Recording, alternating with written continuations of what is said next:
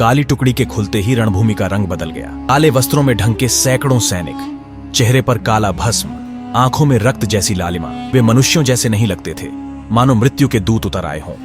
रायकंघा ने गर्जना की, बनाफर वीरों को जिंदा मत छोड़ना, इनकी लाशें किले की दीवारों पर टंगी होनी चाहिए। आल्हा ने तलवार उठाकर कहा, ध्यान रखना काली टुकड़ी, आज काला भाग्य तुम्हारा लिखा जाएगा। और युद्ध शुरू हो गया।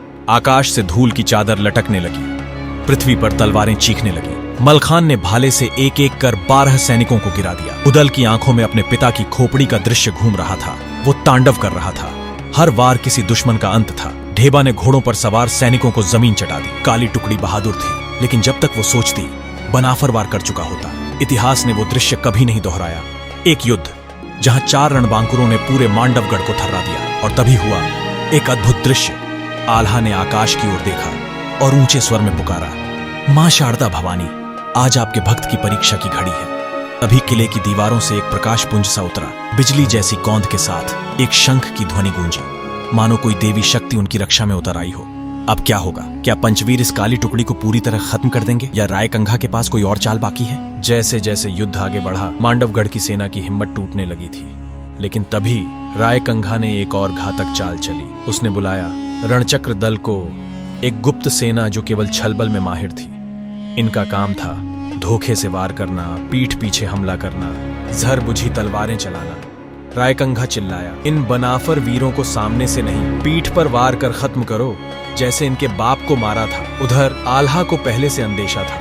वो जानता था रायकंघा सिर्फ बल से नहीं, चालबाजी से युद्ध करता है। इसलिए उसने एक और योजना बनाई, छाया जाल, एक रक्षक दल जो सिर्फ 4 वीरों की रक्षा करेगा और छल से आने वाले हर वार को ढाल बनकर रोकेगा। युद्ध की आग और तेज हो गई। मलखान ने एक छलवीर का सिर उड़ा दिया और कहा, धोखे से लड़ने वालों का यही हश्र होता है। उदल ने एक सैनिक की आंखों में देखकर कहा, कायरों का अंत सदा कलंक से होता है। ढेबा ने रणचक्र के गुप्त दल को घोड़ों की टापों से कुचल दिया। रायकंघा की आंखों में पहली बार भय झलकने लगा। उसे लगने लगा, अब ये पंचवीर सिर्फ तलवार नहीं, सदियों का बदला लेकर आए हैं। तभी किले के भीतर से एक और आवाज आई, भैया मुझे भी रणभूमि में उतरने दो। ये था ब्रह्मणायक महोबा का 6ठा वीर, जिसका अब तक प्रवेश नहीं हुआ था। क्या ब्रह्मणायक की एंट्री युद्ध का रुख बदल देगी?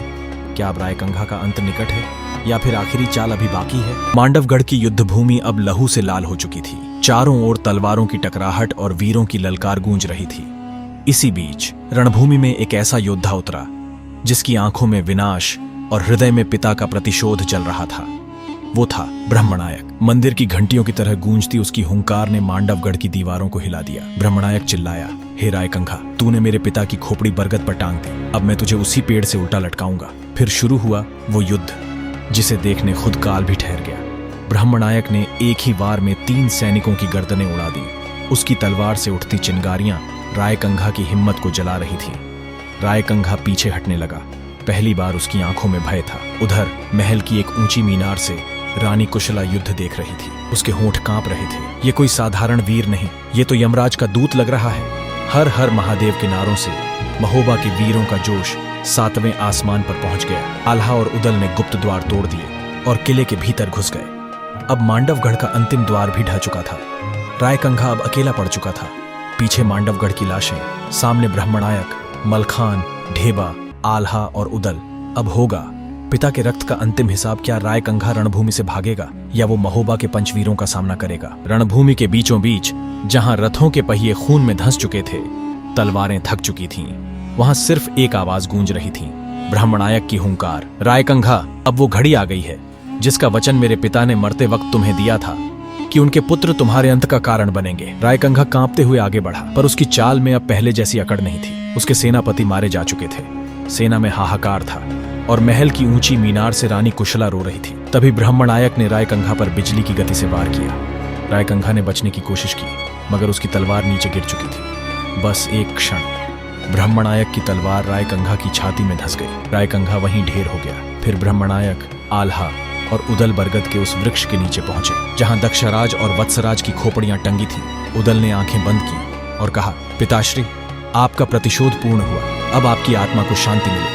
उन्होंने धीरे धीरे अपने पिता की खोपड़ियां उतारकर उन्हें एक रेशमी कपड़े में लपेटा और गंगा जल से स्नान कराकर महोबा ले जाने का संकल्प लिया। मांडवगढ़ की धरती आज पंचवीरों की जय घोष से गूंज उठी। जय बनाफर वीर, जय महोबा।